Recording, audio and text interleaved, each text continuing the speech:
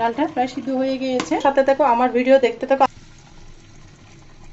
দুটা ডিম ফাটিয়ে নিব আমি। একদম মুখে লেগে থাকার মতো সাগরের মাছ দিয়ে নতুন একদম ইউনিক রেসিপি শেয়ার করবো। বিসমিল্লাহির রহমানির রহিম। আসসালামু আলাইকুম বন্ধুরা, কেমন আছো?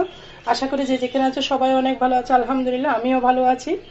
আজকে আরেকটা নতুন রেসিপি নিয়ে চলে এসেছি, সেজন্য নিয়ে নিয়েছি সাগরের ট্যাংরা মাছ। সুন্দর করে ডলে নিয়ে নিয়েছি, কেটে সব স্কিনে সব পরিষ্কার করে ধুয়ে নিয়ে চলে এসেছি। সাথে দিব আমি আলুগুলোকে লম্বা লম্বা করে কেটে নিয়েছি, দেখতে পারতেছো। আলু দিয়ে ট্যাংরা মাছের ঝোল এভাবে রান্না করলে একদম স্বাদ মুখে লেগে থাকবে, জীবনও ভুলতে পারবে না, এতটা মজা, এতটা টেস্টি। সম্পূর্ণ ভিডিও দেখতে থাকা, একটা লাইক দিয়ে বন্ধুরা, স্কিপ করবে না। স্কিপ করলে ভিডিওর হয়তো কোনো অংশ বাদ পড়ে যাবে। একদম সিম্পলভাবে দেখাবো হাতের কাছে থাকা মশলা দিয়ে আজকের এই ইউনিক রেসিপিটা শেয়ার করব। চটপট রান্না করা যায়, হাতে মাত্র 10 মিনিট টাইম থাকলে এই রেসিপিটা বানিয়ে নিতে পারবে। এতটা সহজ, এতটা মজা। চলুন বন্ধুরা, আমরা কিচেনে চলে যাই। চুলার মধ্যে পাতিল বসিয়ে দিয়েছি, দিয়ে দিচ্ছি রসুন। একদম পাশে থাকা মশলা দিয়ে আজকের ইউনিক রেসিপিটা শেয়ার করব।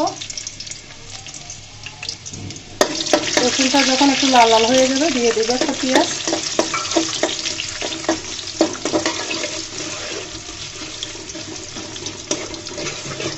পেঁয়াজটাকে লাল লাল করে ভেজে নিব।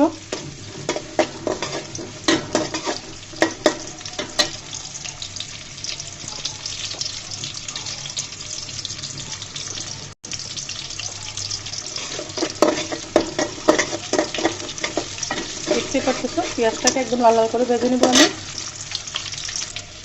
পেঁয়াজটা যখন লাল লাল করে ভাজা হয়ে যাবে, দিয়ে দেবো কিছু টমেটো।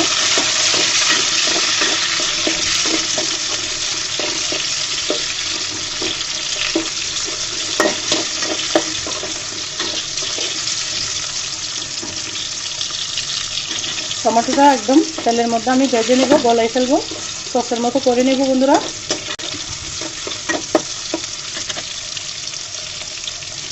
এরপর তৈরি করে দেবো আলু।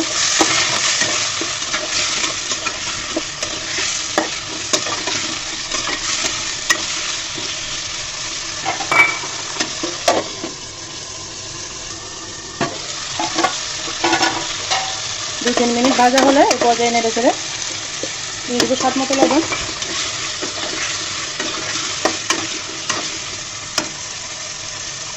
তারপর দেবো লাল মরিচের গুঁড়া 2 চামচ, হলুদের গুঁড়া,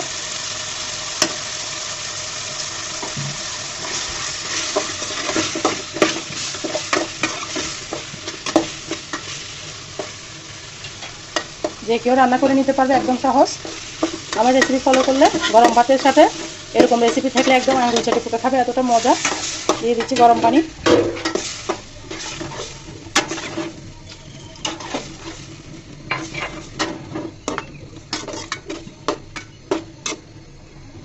আবারও ঢাকনা দিয়ে রেখে রাখবো, ফুটে আসা পর্যন্ত অপেক্ষা করতে হবে।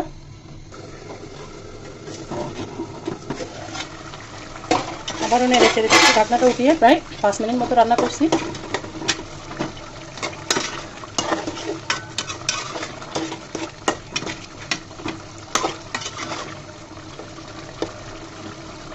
আলুটা প্রায় সিদ্ধ হয়ে গিয়েছে।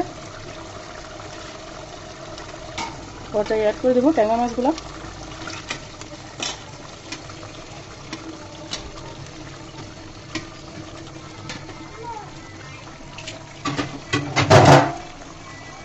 মাছের ডিমও হয়েছে, দেখতে পাচ্ছ। সুন্দর করে নেড়ে চেড়ে দিব। ট্যাংরা মাছের মধ্যে কিন্তু ডিমও হয়েছে।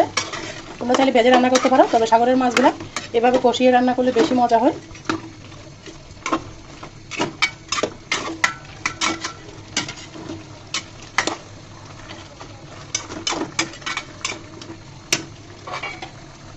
ঢাকনা দিয়ে দিচ্ছি।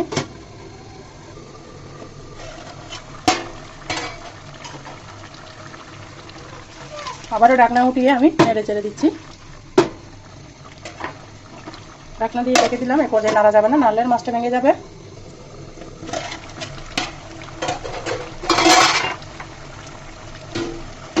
দিয়ে দেবো গরম পানি।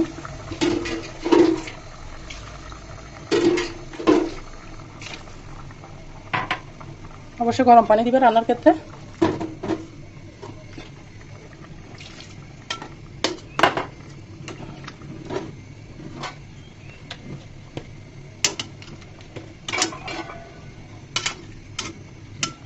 আমি ঢেলে দিলাম।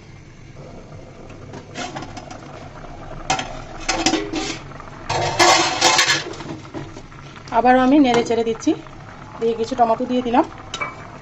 তখন পর্যন্ত ছিল সবাইকে অসংখ্য ধন্যবাদ, অনেক অনেক ভালোবাসা। বন্ধুরা ভয়েসের মাঝে কথার মাঝে যদি কোনো ভুল টুটি হয় অবশ্যই সবাই ক্ষমার দৃষ্টিতে দেখবা। বন্ধুরা কেমন আছো? আশা করি যে যেখানে আছো সবাই অনেক ভালো আছো। আলহামদুলিল্লাহ আমিও ভালো আছি। আজকে একদম নতুন পুঁই শাকের নতুন একটা ভিন্ন রকম রেসিপি নিয়ে চলে এসেছি। স্বাদ মুখে লেগে থাকবে, যাকে খাওয়াবে আবার বানিয়ে খাওয়ার জন্য রিকোয়েস্ট করবে। পুঁই শাক কিন্তু কম বেশি আমাদের সবার প্রিয়, সেই জন্য পুঁই শাকটাকে আমি অফ স্কিনে কেটে নিয়েছি, সুন্দর করে বটি দিয়ে কুচি কুচি করে নিয়েছি, দেখতে পারতেছো। আমার পছন্দ মতো আমি কাট দিয়েছি। এখানে কিন্তু এক আটি পুঁই শাক নিয়েছি, সম্পূর্ণ আটিগুলো নিয়ে নিয়েছি। পুঁই শাক কিন্তু এখন অনেক দাম, বাজারে 50 টাকা করে আটি বিক্রি করে। আমাদের চট্টগ্রামে তোমাদের ডিস্ট্রিক্টে কত করে বিক্রি করে সেটা অবশ্যই বলবে। তার জন্য আমি পুঁই শাকটাকে কেটে নিয়েছি, দেখতে পারতেছো। পুঁই শাকের সাথে দিব আমি একটা আলু। পুঁই শাকটাকে আমি এক সাইডে রেখে দিয়েছি, সেই জন্য আমি একটা আলু কেটে নিচ্ছি, দেখতে পারতেছো। পাতলা পাতলা সাইজ করে কেটে নিচ্ছি, লম্বা লম্বা করে। আলুটাকে আমি পাতলা পাতলা করে কেটে নিয়েছি, দেখতে পারতেছো। বন্ধুরা তোমরা তোমাদের পছন্দ মতো কাটবে। আর পুঁই শাকটা আমি কিন্তু অফ স্কিনে কেটে নিয়েছি। আলুটাকে সিলে ধুয়ে নিয়ে চলে এসেছে, আর একটু ধুতে হবে। আর বন্ধুরা ভিডিওর শুরুতে একটা লাইক দিয়ে আমার সাথে কন্টিনিউ করার অনুরোধ রইল। আর আমার চ্যানেলে যদি নতুন বন্ধু হয়ে থাকে আমার চ্যানেলটাকে সাবস্ক্রাইব করে দেওয়ার অনুরোধ রইল।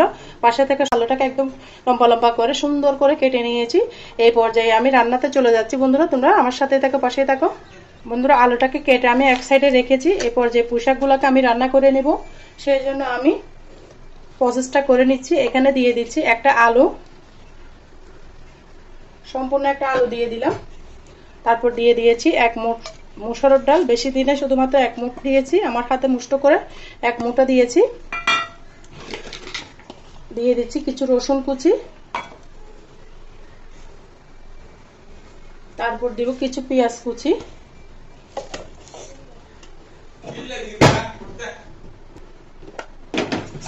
এই পর্যায়ে দিয়ে দিব আমি সামান্য পরিমাণের আদা রসুন বাটা। তারপর দিয়ে দিব মরিচের গুঁড়া, লাল মরিচের গুঁড়া। তারপর দিলাম হলুদের গুঁড়া। তারপর দিলাম স্বাদ মতো লবণ। তারপর দিলাম ধনিয়া জিরার গুঁড়া। দিয়ে দিলাম কেটে রাখা কাঁচামরিচ, আরো দিব কাঁচামরিচ লাগলে।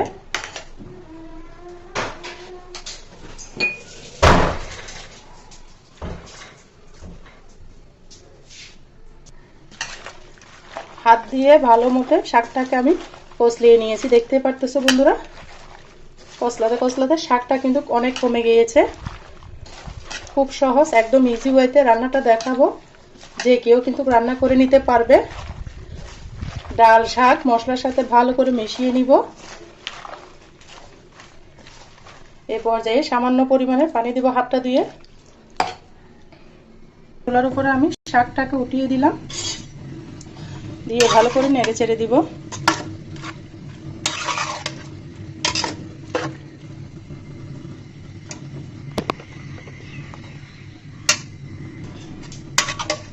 নেড়ে চেড়ে শাকটা ফুটে আসা পর্যন্ত অপেক্ষা করতে হবে। ঢাকনা দিয়ে রেখে দিলাম, শাকটা ফুটে আসা পর্যন্ত অপেক্ষা করতে হবে। এই পর্যায়ে দুটো ডিম নিয়ে নিয়েছি। শাকগুলো কিন্তু চুলার উপরে আছে, আমার শাক যেহেতু বেশি সেজন্য আমি দুটো ডিম দিয়েছি।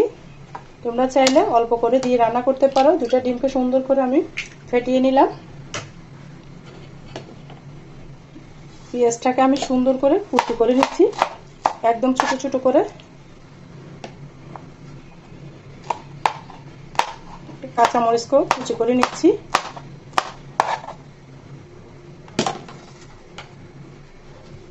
নেওয়ার পরে সামান্য পরিমাণে লবণ দিয়ে ডিমটাকে ভালো করে ফেটিয়ে নিতে হবে। পেঁয়াজের ফ্লেভারটা আসলে ডিমটা খেতে ভালো লাগবে। ভালো করে ফেটিয়ে নিব।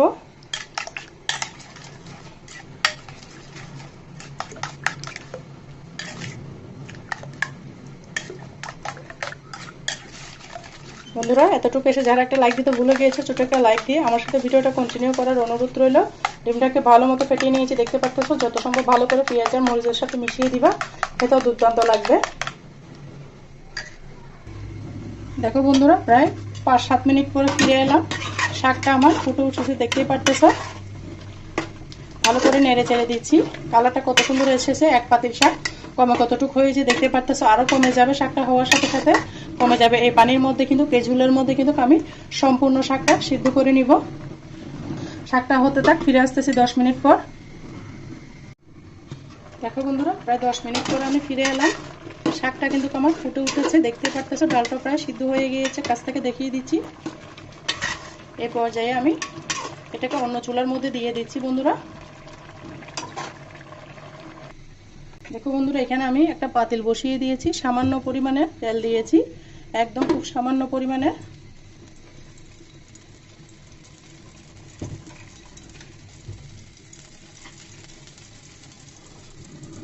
দিয়ে যে ডিমটাকে আমি ফেটিয়ে রেখেছি সেই ডিমটাকে দিয়ে দিলাম।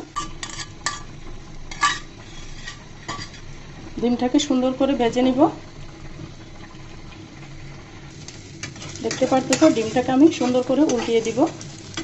চারপাশে কিন্তু ডিমটা ভালো মতো হওয়া জরুরি।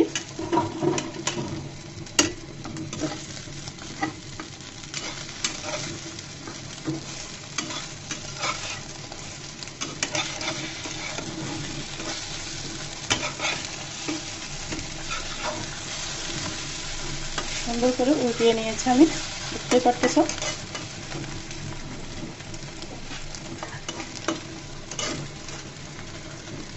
ছোট ছোট করে টুকরা করে দিচ্ছি আমি।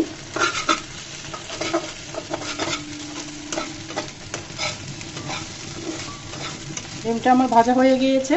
এরপর যে আমি ডিমটাকে উঠিয়ে নিব।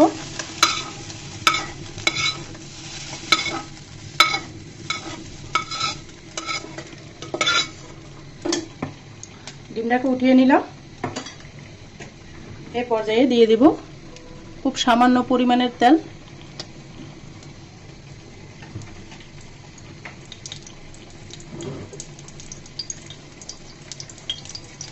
দিয়ে দিলাম কিছু কালি জিরা।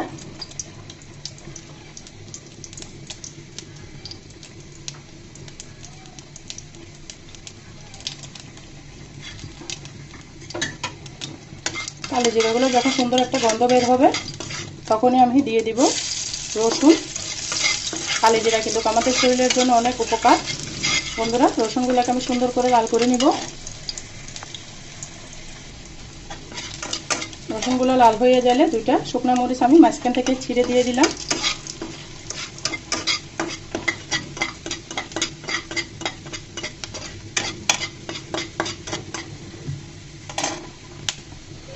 এই পর্যায়ে কিন্তু চুলার আগুনটা আমি কমিয়ে দিয়েছি বন্ধুরা। দেখতে পারতেছো এই শাকগুলো, যে শাকগুলো আমি অপর চুলার মধ্যে দিয়ে রেখেছি,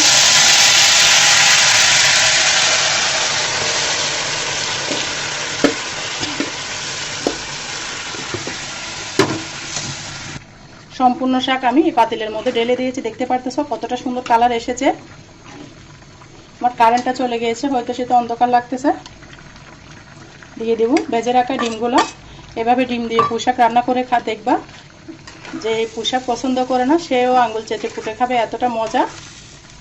দেখতে পারতেছো ডিমগুলো দিয়ে আমি সুন্দর মতো আবারও নেড়ে চেড়ে দিব। লবণটা একদম ঠিক হয়েছে। যারা শাক পছন্দ করে না তারা আঙুল চেটে ফুটে খাবে বন্ধুরা। এই ডিমটা দিয়ে আমি 2 মিনিট মতো রান্না করে নিব। ঢাকনা দিয়ে ঢেকে দিলাম। 2 মিনিট পর ফিরে আসতেছি বন্ধুরা। দেখো 2 মিনিট পর আমি ফিরে এলাম। আমার শাকটা রেডি হয়ে গিয়েছে। ডিম দিয়ে এই পুঁইশাকের দুর্দান্ত রেসিপি। তোমরা একবার হলো এভাবে ট্রাই করবে, খেতে কিন্তু অসাধারণ লাগে। আর কেমন হয়েছে আমার রেসিপিটা অবশ্যই ছোট্ট একটা কমেন্টসে বলবা। তোমরা যারা আমার সাথে এতক্ষণ পর্যন্ত ভিডিও জুড়ে চলে এসেছো সবাইকে অসংখ্য ধন্যবাদ, অনেক অনেক ভালোবাসা। ভিডিওটা যদি ভালো লাগে তোমাদের বন্ধুদের মাঝে আমার ভিডিওটা শেয়ার করে দেওয়ার অনুরোধ রইল বন্ধুরা। যারা এখনো পর্যন্ত কমেন্টস করো না, লাইক দাও না, একটা সুন্দর করে লাইক দিয়ে দাও, একটা কমেন্টস করে দাও, তোমাদের মন্তব্যটা আমাকে জানিয়ে যাও। আর আমার কথার মাঝে যদি কোনো ভুল ত্রুটি হয় সবাই আমাকে ক্ষমার দৃষ্টিতে দেখবা। এতক্ষণ পর্যন্ত সবাইকে আমার সাথে থাকার জন্য অসংখ্য অসংখ্য ধন্যবাদ। মন থেকে অনেক দোয়া রইল। আজকের মতো আমি এখানে বিদায় নিচ্ছি। সবাই ভালো থেকো, সুস্থ থেকো, আমার জন্য আমার পরিবারের জন্য দোয়া করো। আল্লাহ হাফেজ। আসসালামু আলাইকুম ওয়া রাহমাতুল্লাহি ওয়া বারাকাতুহু। চুলাটা আমি বন্ধ করি।